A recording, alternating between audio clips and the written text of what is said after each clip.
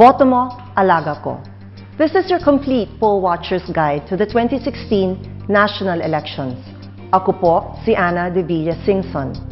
Paano nga ba maging mahusay na poll watcher ngayong darating na halalan? Manood na and we'll teach you how. Una, let's familiarize ourselves with the VCM or the vote counting machine. Watch this. Ang dating PICOS ay pinalitan ngayon ng mas modernong vote counting machine o VCM. Mas mabilis itong magproseso at mas maraming security features. Binabaan din ang bilang ng mga botante bawat VCM mula 1,000 noong 2010 sa 800 ngayong 2016. Mahalagang alam din ng bawat poll watcher kung ano-ano ang mga unang hakbang bago nabating ang araw ng eleksyon. Gaya na lamang ng testing and sealing ng mga VCM. Sa araw ng testing and sealing, dapat nandoon ang mga watchers ng mga majority at minority political parties at citizens arm. Ipapaliwanag ng BEI o Board of Election Inspector ang dahilan at paraan ng testing and sealing. Aalisin ng BEI ang selyo ng VCM box. Dapat kasama ng makina sa loob ng kahon ng mga peripherals na gagamitin sa proseso, gaya ng power cables, memory card at backup card, 10 trial ballots, 7 rolyo ng thermal paper, 1 thermal paper na naka-install na sa printer, at ang mga ziplock bags na naglalaman ng mga PIN at security key ng mga BEI, ang checklist ng BCM box, ang USB modem at 3 SIM card, 5 cleaning sheets, 24 na marking pens, at ang green at yellow sealing stickers na gagamitin para selyuhan ang BCM box pagkatapos ng testing at pagkatapos ng botohan sa araw ng halalan. Mananatiling selyado ang card slot A at B para sa main memory at backup card hanggat di natatapos ang halalan. Ilalatag ng maayos ang BCM sa tamang posisyon sa ibabaw ng ballot box. Ikakabit ang baterya at isasaksak sa kuryente. Ipapower up ang BCM. Ilalapat ng BEI ang kanyang security key sa security key receptacle. Pipiliin niya ang kanyang role na BEI member at i-enter ang kanyang PIN. Gagawin din ito ng poll clerk. Sunod na isasagawa ang diagnostic procedure ng certified IT capable member ng BEI. Unang itetest ang audio para sa speaker at headphone ng BCM. Pagkatapos ay ang cast at return buttons. Ang current date and time options. Ang Ethernet para sa mga lugar na gagamitin ng BIGAN transmission device. Ang transmission devices, ang printer, ang power cable at baterya, ang touchscreen, ang scanner, at ang USB port. Maglalabas ng diagnostic report ang BCM na siyang isisilid sa envelope ng BEI. Babalik sa main menu ang BCM. Papasok muli ng BEI member ang kanilang mga PIN at magpiprint ang initialization report. Tiyaking may 0 vote ang bawat kandidato sa initialization report. Ngayon ay handa nang tumanggap ang BCM ng mga boto. Pipili ng 10 watchers para sa trial voting. Kung hindi aabot sa 10, maaaring bumotong muli ang ilang trial voter hanggang maabot ang tamang bilang. Bibigyan ng BEI ng tig-1 balota, ballot secrecy folder at marker ang mga botante para sa trial voting. Boboto sila gamit ang balota, marker pen at ballot secrecy folder. Ipapacheck ng trial voter sa BEI ang kanyang balota. Titignan kung tama ang pag-shade sa mga oval at walang iba pang marka ang barcode ng balota. Ibabalik ng BEI sa botante ang balota at ang botante ang siyang magpapasok nito sa BCM. Sunod na makikita sa screen ang processing. Pakihintay, kasalukuyang pinoproseso. May mga pangalan ng mga kandidato na mabilis magpa-flash sa screen. Tapos makikita sa screen ang the voting experience, timeout has expired. Ang nakalaan na oras para sa pagboboto ay nakalipas na. Pag nahulog na ang balota sa ballot box, lalabas sa screen ang your vote has been cast. Ang iyong boto ay naisama na. Your vote receipt is being printed. Ang resibo ng iyong boto ay piniprint. Lalabas na ang printout ng voter's receipt. Kapag naisubo na ang balota, ang BEI ay dapat pumuesto kung saan hindi nila nakikita ang balota. Lalapit sila sa kabilang dulo ng BCM at titiklupin ang resibo nang hindi nakikita ang laman nito. Puputulin ito ng BEI o poll clerk gamit ang gunting. Ibibigay ang resibo sa botante. Tandaan, huwag hatakin ang voter's receipt mula sa machine. Ang paghila ay maaaring maging dahilan ng paper jam at pagka-shutdown ng BCM. Pagkakuha sa resibo, ilalagay ito sa envelope for counted ballots na ibibigay ng election officer. Pag natapos na ang 10 trial voters, isasara na ng BEI ang botohan. Automatic na magpiprint ng tig-8 kopya ng ER o election returns para sa national at local levels. Lalaktawan ng pagtatransmit ng mga ER at dediretso sa pagpiprint ng tig-22 kopya para sa national at local returns. Isasara na ang automated voting at uumpisahan na ang rezeroing ng makina. Mahalaga ang prosesong ito para bumalik sa 0 votes ang mga boto sa lahat ng posisyon sa BCM. Magpiprint ng initialization report ang BCM. Siguraduhin may 0 votes ang lahat ng kandidato sa initialization report. Bibilangin ng mano-mano ng BEI ang mga balota. Isa-isang kukunin ng chairman ang mga balota at babasahin ang mga boto. Ire-record ito ng poll clerk. Kung may overvote sa isang posisyon, hindi ito bibilangin. Ikukumpara ang resulta nito sa resultang naka-imprenta sa election return ng BCM. Kapag nagtugma, lalagdaanan ng BEI ang manual ER at ang machine-generated ER. Kung hindi nagtugma, susuriin ng BEI member ang dahilan ng pagkakaiba. Gagawan nito ng report at ibibigay sa election officer. Isa-shutdown na ang BCM, i-disconnect ang baterya at power cable. Isisilid ang mga nabilang na balota, ang machine-generated ER, ang manual ER, at ang lahat ng mga report sa envelope at ibibigay sa election officer. Ilalagay ang BCM sa loob ng kahon at seselyuhan ito gamit ang green sticker. Hindi na muling bubuksan ang BCM hanggang sa araw ng halalan at sa harap lamang ng mga poll watcher. Tandaan, i-record ang mga serial number ng mga selyong ikinabit sa testing and sealing. Matapos ang testing and sealing, ready na para sa halalan. Pero teka lang, bilang poll watcher, alam niyo ba kung ano-ano ang inyong mga responsibilidad at karapatan? Ito ang mga karapatan at responsibilidad mo bilang poll watcher. 1 linggo bago ang halalan, kunin ang poll watcher's kit ninyo sa inyong parish coordinator. Dumating bago mag-alas 5 ng umaga sa polling place sa araw ng halalan. Pagdating sa polling place, ipakita sa chairman ng BEI ang iyong letter of appointment bilang qualified poll watcher. Ire-record ito sa minutes ng poll clerk. Tumayo sa nakatakdang lugar. Kapag masikip na sa polling place, karapatan ng PPCRB watcher na manatiling pinakamalapit sa BEI chairman ayon sa Article 2, Section 3 ng COMELEC General Instructions of 2016. Bilang poll watcher, karapatan mong saksihan at alamin ang mga prosesong isinasagawa ng BEI. I-record ang inyong lahat na makikita at maririnig. Kunan ng litrato ang anumang kakaibang pangyayari sa botohan, sa bilangan at sa pagpiprint ng election returns. Pwede kang mag-file ng protesta gamit ang protest form kung saan tingin mo ay may mga irregularidad o labag sa batas na nagawa ng BEI o ang sinumang tao. Karapatan mo ring kumuha sa BEI ng certificate ng iyong protesta at ng desisyon tungkol dito. Siguraduhin nakarecord ito sa minutes ng BEI. Hindi maaaring makipag-usap ang watcher sa BEI, sa mga botante, sa ibang watchers at sa sinumang nandoon sa paraang makaistorbo sa proseso ng botohan. Karapatan mong makuha ang pang-4 na kopya mula sa first 8 election returns bago mag-transmit ng resulta. Ito ay bibigay sa iyong PPCRB designated hub at ipapadala sa command center sa Maynila para sa manual audit. Sa iyo din mapupunta ang isa pang kopya mula sa next 22 copies ng ER na ipiprint pagkatapos ng transmission. Ito naman ang gagamitin sa local verification o audit ng inyong PPCRB, parish o archdiocese. Tungkulin mo ring pirmahan ang lahat ng election returns. Hindi biro ang maging poll watcher. Kailangan alert at matalas ang powers of observation.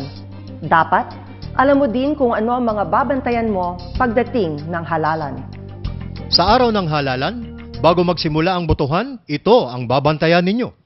Dapat ipinaskil ng BEI ang Precinct Computerized Voters List o PCVL sa pintuan ng polling place. Dito titignan ng mga botante ang kanilang mga pangalan. Ipapakita ng BEI chairman na selyado pa ang BCM bago simulan ng botohan. Tiyakin na ang serial number ng BCM box ay kapareho ng serial number na nai-record sa testing and sealing. Dapat walang laman ang ballot box. Seselyuhan ito gamit ang 4 na seals. Selyado pa ang pakete ng mga official ballots at listahan ng mga botante. Sa simula lang ng botohan, pwedeng buksan ang mga ito. Bibilangin at ire-record sa minutes kung ilan ang mga balota. Ire-record din sa minutes na ipinakita sa publiko at sa mga watchers na selyado ang BCM, ang pakete ng mga balota at ang voters registration record. Aalisin ng BEI ang balot ng BCM at ipakikitang selyado pa ang main memory card slot at backup memory card slot. Kailangang manatiling selyado ang main memory card slot at backup memory card slot hanggang matapos ang botohan. Sisiguraduhin may thermal paper ang printer ng BCM. Ikakabit ang power ports ng BCM sa baterya at isasaksak sa electric outlet. Ipa-power up ang BCM. Hihintayin lumabas ang main menu sa screen. Pipiliin ng BEI ang election option. Pagkatapos ay ang open voting. Hihingi ng BCM ang PIN ng BEI member at ng poll clerk. Sunod na hihingi ng BCM ang kanilang username. Hihingi nito ang PIN ng poll clerk at kukumpirmahin. Makikita na ang open voting sa display. Matapos ito, magpiprint na ng initialization report ang BCM. Dapat 0 vote na nakalagay sa initialization report para sa bawat kandidato. Patunay ito na wala pang nabibilang na boto ang makina bago ang araw ng halalan. Nasa initialization report din ang geographic information gaya ng province, city o municipality, barangay, voting center at clustered precinct. Matapos ang initialization report, makikita sa screen na bukas na ang botohan. Sunod na lalabas ang please insert ballot. Pakipasok ang balota. Ibig sabihin ay handa nang tumanggap ng boto ang BCM. Makikita rin sa display ang petsa at oras, bilang ng mga balotang naipasok na sa makina at ang precinct code. Kukunin ang initialization report mula sa BCM at ipakikita sa lahat ng watchers. Pipirmahan ito ng BEI at ng lahat ng watchers. Ilalagay ng BEI chairman ang initialization report sa designated envelope para maibigay sa election officer pagkatapos ng botohan. So, nabuksan na ang makina at na-initialize na. Ano naman ang susunod na dapat bantayan kapag nag-umpisa na ang botohan? Ito ang mangyayari pag nagsimula na ang botohan. Hahanapin ng botante sa Precinct Computerized Voters List o PCVL ang kanyang pangalan, precinct number at sequence number. Pwede ring lumapit ang botante sa PPCRB Voters Assistance Desk kung hindi niya mahanap ang kanyang pangalan. Ang botante ay pupunta sa BEI para ma-verify kung siya ay pwedeng bumoto. Hahanapin ang pangalan at litrato ng botante sa EDCVL. Maaari ding magpakita ng valid ID ang botante, liban na lamang sa sedula o community tax certificate. Kung walang ibang proof of identification na maipakita ang botante, pwedeng kumpirmahin ng BEI o ng ibang registered voter sa presinto ang identity niya. Maaari ding iprotesta ng watcher ang isang botante kung siya ay direhistrado, gumagamit ng pangalan ng iba o diskwalipikado na. Ire-record ito sa minutes ng poll clerk. Kapag na-verify ang identity ng botante, i-announce ang kanyang pangalan para marinig ng lahat ng nakapaligid. Kapag walang kumuwestiyon, titignan kung may tinta o marka ng indelible ink ang daliri ng botante. Kung meron na, ibig sabihin nakaboto na siya at di na pwedeng bumoto pa. Kailangan i-record ito ng poll clerk. Kung walang tinta ang daliri niya, kukuha ng balota ang BEI chairman at pipirmahan niya ito. Tandaan, tawagin ng pansin ng BEI chairman kung hindi niya napirmahan ang balota dahil ito ay isang election offense. Ipapaliwanag ng BEI sa botante ang tamang paraan ng paggamit ng balota. Isisilid ang balota sa ballot secrecy folder para matakpan at ibibigay sa botante kasama ang marking pen. Ang chairman lang ng BEI ang pwedeng magbigay ng balota. Oo nga, at hindi na tayo bago sa automated elections. Pero dapat pa rin nating tandaan kung paano ito ginagawa. Lalo pat gamit na natin ngayon ang high-tech na VCM or vote counting machines. Mga dapat tandaan sa pagboto ngayong halalan. Dumating na maaga, mas mahaba kasi ang proseso ng pagboto ngayon dahil sa on-screen verification at pagprint ng voters receipt. Sagrado ang pagkalihim ng balota. Dapat gamitin ang ballot secrecy folder kapag pinupunan ito at ipinapasok sa makina. Isi-shade ang oval sa tapat ng pangalan ng kandidatong iboboto. Tandaan, dapat buo o kumpleto ang pag-shade ng oval. Huwag gumamit ng X, check, tuldok o linya. Gamitin lang ang marking pen na galing sa BEI. Hindi maaring gumamit ng lapis, ballpen o iba pang panulat. Huwag lulukutin o titiklupin ng balota. Hindi dapat sumobra ang binobotong kandidato sa isang posisyon. Halimbawa, 12 ang pwesto sa pagkasenador. Kaya't 12 lamang ang dapat iboto sa pagkasenador.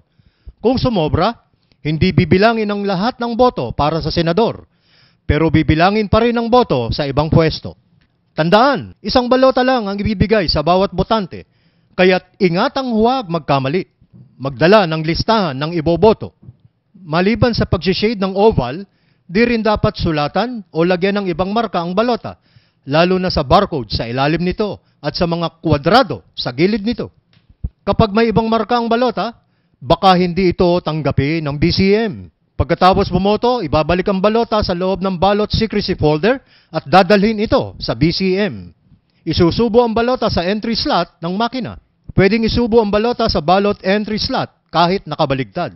Ibabalik ng botante ang ballot secrecy folder at marking pen sa BEI na nakapwesto sa tabi ng BCM. Pagsubo ng balota sa BCM, maaaring tanggapin o i-reject ng BCM ang balota. Kung i-reject ng BCM ang balota, bibigyan ng botante ng 4 na pagkakataong ipasok muli ang balota sa makina. Kapag hindi pa rin tinanggap ng BCM, ibabalik ng botante ang balota niya sa BEI. Mamarkahan ng rejected ang likod ng balota at pipirmahan ng lahat ng BEI. Ilalagay ito sa nakalaang envelope for rejected ballots. Magbibigay lamang ng replacement ballot kung ang dahilan ng pagkaka-reject ng balota ay hindi kagagawan ng botante. Kapag ang balota ay nireject dahil nilukot, nilagyan ng ibang marka o dinumihan, hindi bibigyan ng botante ng replacement ballot. Ang BEI ang may pinal na desisyon tungkol sa pag-issue ng mga replacement ballot. Kung gustong magreklamo ng botante tungkol sa nireject niyang balota, pwede siyang maghain ng written objection na isasama sa minutes.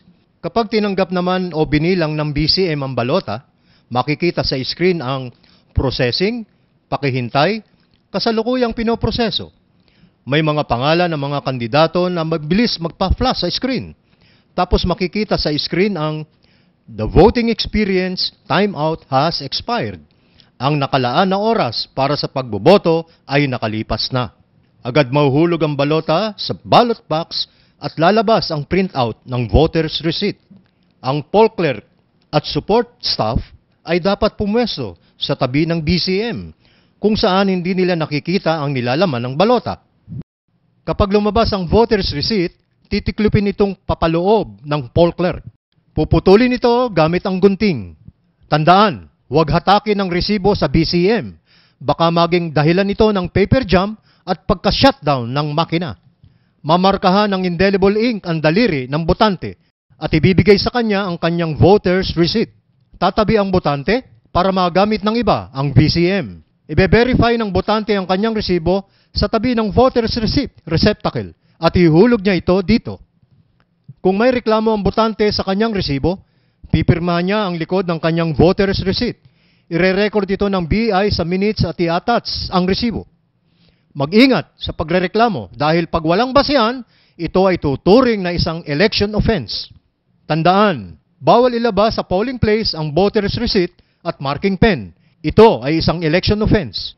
Isa pang paalala, tuwing makikita ang end of roll color indicator sa screen, kailangan ng palitan ng BI support staff o poll clerk ang thermal paper sa printer ng BCM. Kapag natapos ang botohan, seselyuhan ang voter's receipt receptacle gamit ang packaging tape at pipirmahan ito ng mga BI at watchers. Kapag may iba pang katanungan, pumunta lamang sa PPCRB Voters Assistance Desk na makikita malapit sa pintuan ng polling place. Lahat tayong mga voting age Filipinos ay kailangang makilahok sa pagboto. Kasama na ang mga kapatid dating may kapansanan, mga di marunong bumasa at sumulat, at pati na ang mga bilanggo. Papaano nga ba ito? Ito ang mga dapat tandaan sa pagboto ng mga illiterate at may kapansanan. Mari lamang bumoto ang illiterate at PWD o person with disability kung nakalagay sa EDCVL ang kanyang kalagayan. Pwede siyang tulungan ng BEI, kamag-anak hanggang sa ika-4 na antas ng ugnayan o kasambahay na hindi bababa sa 18 taong gulang. Ang asistor ay manunumpa na pupunan ang balota ayon sa kagustuhan ng botante. Para sa may kapansanan, senior citizen, at mga taong hindi marunong sumulat at bumasa, maaaring gamitin ang headphones. Ilalagay ito ng BEI para masundan ng botante ang audio instruction ng BCM. Kung hihingi ng tulong, pwedeng i-assist ang botante ng BEI sa pagsubo ng balota sa BCM. Kailangan itong i-record sa minutes. Ang BEI lamang ang maaaring mag-assist sa isang botante ng higit sa 3 beses. Ang pagboto naman ng mga bilanggo o detainee ay tatagal mula sa alas 6 ng umaga hanggang alas 2 ng hapon sa araw ng halalan. Mula sa special polling places, tatanggapin ng BEI ang envelope na naglalaman ng kanilang mga balota bago isara ang botohan. Isusulat sa minutes ang pagtanggap nito. Ia-anunsyo ng BEI sa nakapaligid na tinanggap ang mga ito, pati na ang mga unused ballots ng mga bilanggo. Kapag tapos na ang lahat na bumoto, kukunin ng BEI ang mga balota at isa-isa itong isusubo sa BCM. Ang mga voters' receipts ng mga bilanggo ay uhulog sa voters' receipt receptacle. Para sa mga hindi nagamit na balota ng mga detainee, ang kalahati nito ay ilalagay sa isang envelope na ibibigay sa election officer. Ang isa pang hati ay ilalagay sa isa pang envelope na ipapasok sa ballot box. Ang lahat ng ito ay susulat sa minutes. Madili lang talaga ang proseso ng pagboto. Pero minsan, hindi na iiwasang may i-reject na balota ang BCM. Ano ang dapat gawin kapag nangyari ito? Watch this. Ire-reject ng BCM ang balota kung ito ay peke, isang photocopy, dati nang na-scan ng BCM, o kung may mga ibang marka ang balota, lalo na sa mga gilid nito. Kung ang balota ay na-reject dahil ito ay misread ballot, tuturuan ng botante na subukang isubo ang balota sa 4 na magkakaibang posisyon. Kung ito ay invalid ballot, sosoli ito sa BI chairman. I-check niya kung ang ballot ID ay tugma sa clustered precinct number. Kapag di nagtugma, tatatakan ang balota ng rejected, isisilid sa envelope para sa mga rejected ballots at bibigyan ng botante ng replacement ballot na tugma ang ID at precinct number. Ang mga botanteng ni-reject ang balota dahil ito ay nilukot, nilagyan ng ibang marka o dinumihan, ay di nabibigyan ng replacement ballot. Ang rejected ballots ay mamarkahan ng chairman ng rejected. Pipirmahan ng lahat ng BEI at ilalagay sa envelope para dito. Seselyuhan ito at ilalagay sa ballot box compartment. Ire-record dito sa minutes, pati na ang bilang ng mga rejected ballots. Kung may magreklamo, kailangan gawin ito in writing o sa pamamagitan ng isang kasulatan. Ito naman ang kailangan gawin sa mga natitirang balota. Pagkatapos ng botohan, ire-record ng chairman ang bilang ng mga hindi ginamit na balota. Tapos, sa harap ng ibang miyembro ng BEI, pupunitin ng BEI chairman ang mga balota ng lengthwise o pahaba. Ang kalahati ay ilalagay sa isang designated envelope at ibibigay sa election officer para itago. Ang natitirang kalahati naman ay ilalagay sa isa pang envelope at ipapasok sa ballot box. Ire-record din ito sa minutes. So, natapos na ang botohan. Ang susunod naman na dapat bantayan ay ang pagbilang ng mga boto at pag-transmit ng mga resulta. Sa pagbilang ng balota at pag-transmit ng resulta, ito ang kailangan mong tandaan. Pagkatapos ng botohan, uulitin ang proseso ng pag-verify gamit ang I-button security key ng BEI. Ilalapat ng BEI chairman ang kanyang I-button security key sa receptacle at lalabas ang "Please enter your PIN." Ipapasok ng chairman ang kanyang PIN at tatanggapin ng BCM. Sunod ay pupunta sa main menu ang BEI chairman. Pipindutin ang election at close voting option. Muling ipapasok ng BEI chairman ang kanyang security key. Susunod ay hihingi ng BCM ang kanyang digital signature. Ipapasok ng poll clerk ang kanyang security key password at ilalapat muli ang I-button security key sa receptacle. Uulitin ang prosesong ito para sa BEI chairman.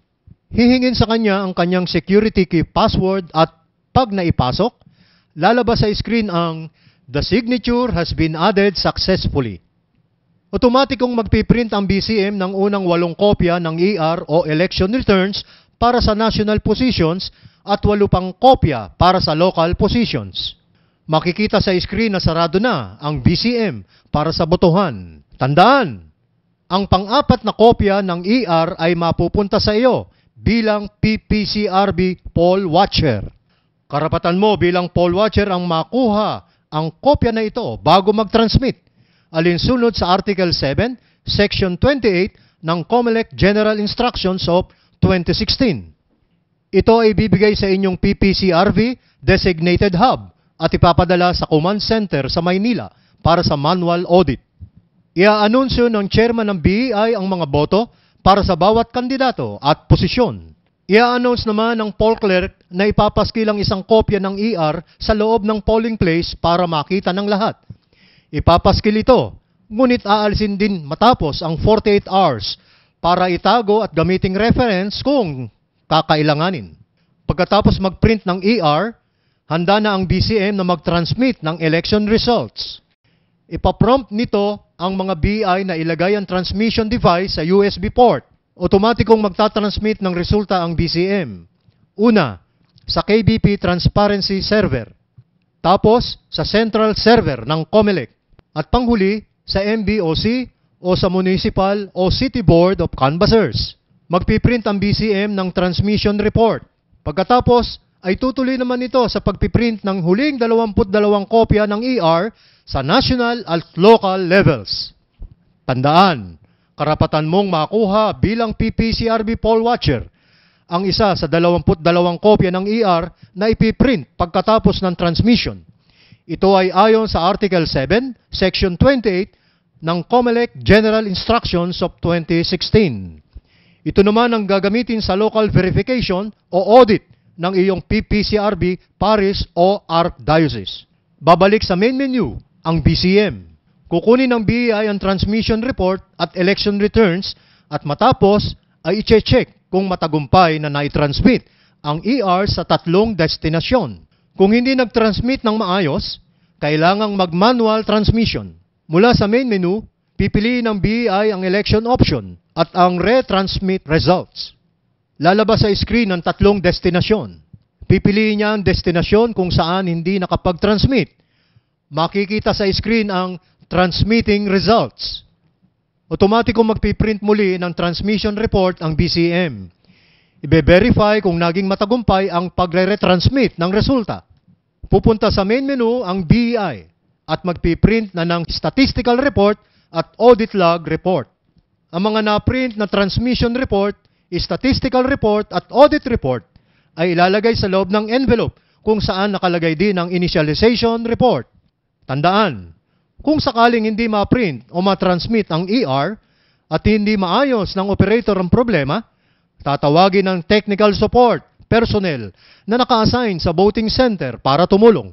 Ire-record ang pangyayaring ito sa minutes hanggang walang pahintulot ang COMELEC, hindi maaring ihinto o ipagpaliban ang bilangan. Pagkatapos ma-print, isa-isang titiklupin ng BEI ang election returns, seselyuhan ng serialized paper seals at ilalagay sa tamang envelope. Seselyuhan ng mga envelope para maibigay sa kinaukulan. Pipirmahan din ito ng mga BEI at ng mga poll watchers bago ibigay sa nakalaang organisasyon.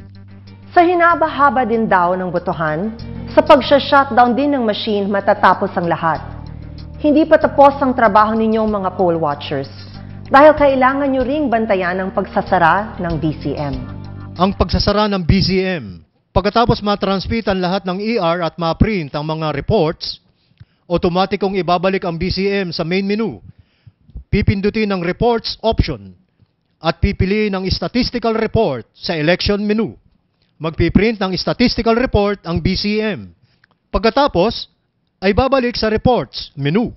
Pipiliin ang print audit report at magpiprint ang complete audit log ng BCM. Babalik ang BEI sa main menu at pipiliin ang election option. Makikita ang lock backup memory at right protecting data cannot be reversed. Do you want to continue? Yes or no? Pipiliin niya ang yes. Makikita sa screen ng BCM ang lock backup memory at locking external memory. Sunod ay makikita ang mensaheng locking external storage device at the backup SD card slot is locked. Please press the OK button to shut down system. Pipindutin ng BEI ang OK at magsha-shutdown na ang BCM. Kukunin ng BEI ang memory card sa slot A ng BCM. Isisilid sa envelope at seselyuhan. Ang backup memory card sa slot B ay maiiwan naman sa loob ng makina at mananatiling selyado. O, paano ba yan mga poll watchers? Let's review. Ano nga ba mga dapat tandaan bago ang araw ng halalan? Siguraduhing rehistrado ka bilang PPCRV poll watcher. Pumunta kayo sa inyong parokya o sa PPCRV National Office para dito. Sumama sa poll watchers training sa inyong parokya. Siguraduhing mayroon kang PPCRV poll watchers ID, appointment letter, poll watchers handbook at mga poll watching forms.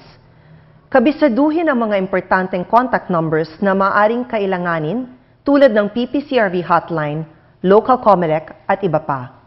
Alamin ang operational procedures ng inyong local PPCRV unit. Alamin kung saang polling place ka naka-assign sa araw ng halalan. At alamin kung saang naroon ang PPCRV Voters Assistance Desk. I-report ang anumang pangyayari sa 52 PPCRV. Ang tawag mo tatanggapin agad sa PPCRV National Command Center Call Center.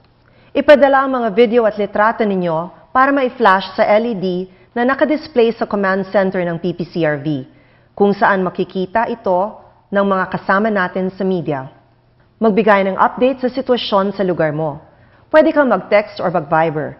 Ibigay mo lang ang iyong pangalan, precinct assignment, parish at pangalan ng iyong parish coordinator. Kung kailangan ng video, maaari ka ring pandalan ng load ng command center para maipadala ito gamit ang Wi-Fi, MMS o Viber.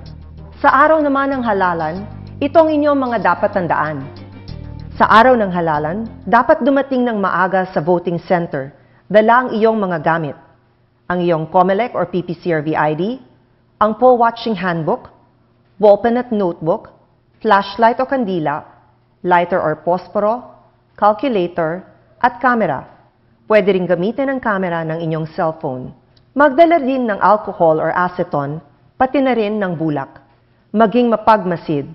Tingnan mabuti kung tama at walang irregularidad ang proseso ng pag-operate ng BEI, pagbibigay ng balota sa botante, ang pagsubo ng mga balota sa BCM, at pag-handle ng voter's receipt. I-record sa pamamagitan ng inyong notebook or camera ang anumang irregularidad o pandarayang makikita alinsunod sa poll watcher's handbook. Siguraduhin mga otorisadong tao lamang ang maaaring lumapit within 15 meters sa polling place at hindi ang mga sumusunod. Mga miyembro or opisyal ng AFP at PNP, mga miyembro ng extra-legal police agencies katulad ng Special Forces, CAFGU, barangay tanod at security guards, at pati na rin ang mga barangay officials. Tiyaking makaboboto ang mga kwalipikadong botante at tama ang prosesong susundin. Sa bilangan na transmission ng election returns, dapat maging alerto at mapanuri din. Siguraduhing susundin ng BEI ang tamang paraan at pagtatransmit ng election returns. Kung sakaling may hindi nasunod sa proseso, i-record ito sa pamamagitan ng inyong notebook at camera. Siguraduhing mai-record ito sa minutes. At pagkatapos ng halalan, kailangan mong ifilapan at gawin ang poll watcher's report at ibigay ito sa school coordinator at sa voter's assistance desk. Kailangan ding ibigay sa voter's assistance desk ang mga kopya ng ER na tinanggap mo. Siguraduhin ang lahat ng proseso pagkatapos ng halalan ay gagampanan ng BEI. Tiyaking magagawa ng BEI ang mga sumusunod. Mailagay sa ballot box sa mga selyadong envelopes kung saan nakalagay ang mga ER, minutes, ang kalahating pinilas na unused ballots, ang mga rejected ballots at ang voter's receipt receptacle.